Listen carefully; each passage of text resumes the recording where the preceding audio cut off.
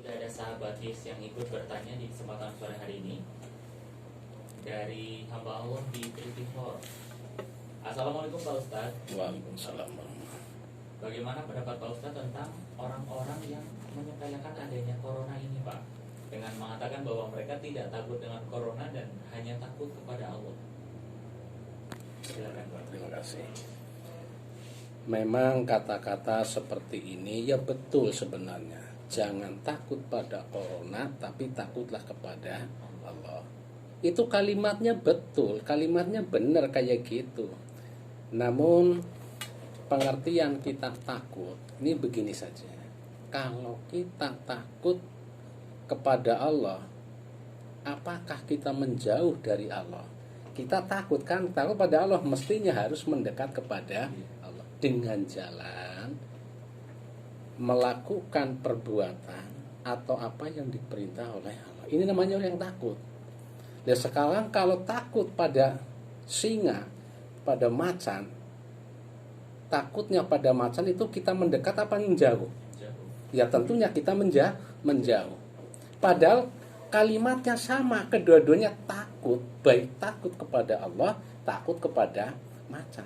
Namun caranya ada yang harus mendekat supaya selamat, ada yang harus menjauh supaya selamat. Harapannya beda nih Pak. Iya, tapi kan kalimatnya sama ya.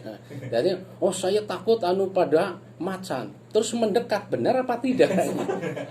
Itu bukan takut, menekan. Lah, aku takut kepada Allah, menjauh dari Allah. Itu kan bukan terapnya ya. Kalau terapnya, kalau kita takut pada sesuatu yang ular, ya mestinya menjauh. Gitu. Lah kita jangan takut kepada corona, tapi takutlah kepada Allah. Iya betul. Dalam kita bertakwa kepada Allah itu ada jalan. Di situ ada proses. Tidak semata-mata menjauh dari sesuatu itu bukan berarti tidak takut. Ya, kita jangan takut kepada corona. Kalau tidak takut kepada corona, apakah kita harus mendekat atau harus melakukan sesuatu yang sekiranya mudah terkena corona? Kan sama juga kalau seperti itu dikatakan apabila kita mendapat suatu musibah suatu musibah, hendaklah kalau kita masih bisa menghindar ya kita menghindar. Kalau kita menghadapi suatu musibah, ada musuh 10 orang ya saya sendirian terus panjenengan secara perhitungan kalau saya melawan jelas kalah, tapi saya tidak takut pada orang itu, saya takutnya kepada Allah. Lalu terjadi duel mati. Sekarang matinya syahid apa mati konyol. Lah ini termasuk konyol. Kalau memang masih bisa menghindar, menyelamatkan ya selamat. Seperti di situ ada musibah, ada tsunami. Oh kelihatan udah orang lain lari. Saya tidak takut tsunami. Saya takutnya kepada Allah, tergulung oleh ombak mati. Matinya itu apakah mati saya? Tidak. Orang itu dengan adanya di situ takut kepada Allah, takut kepada corona, kita berpasrah diri kepada Allah, tawakal itu setelah ada usaha. Itu baru dibenarkan. Kalau belum ada usaha, di situ belum dibenarkan. Jadi pertanyaan tadi, jangan takut kepada corona, takutlah kepada Allah. Kalimatnya benar.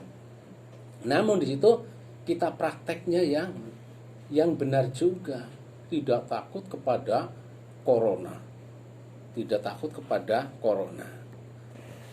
Takutlah kepada Allah. Allah akan memberikan sesuatu itu ada jalurnya. Di situ ada prosesnya. Ya memang kita takut itu hanyalah kepada Allah Subhanahu wa ta'ala. Tapi harus usaha menjauh dari corona tersebut, seperti kita rajin mencuci tangan dengan sabun pada air yang mengalir, terus memakai masker, terus di situ menjauhi kerumunan. Nah, ini di situ berusaha untuk menjauhkan diri dari corona.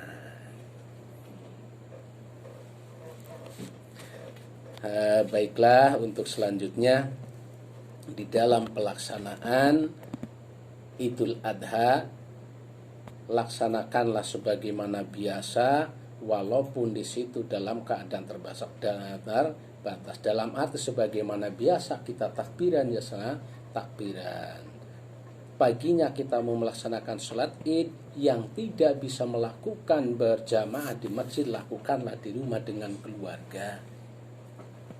keluarga. Terus ada kesunatan lagi, disunatkan ketika mau sholat idul adha, ini disunatkan tidak makan terlebih dahulu sebagaimana orang yang puasa. Ini sunnah. Berbeda dengan sholat idul fitri. Kalau sholat idul fitri sebelum sholat itu dianjurkan untuk makan terlebih dahulu.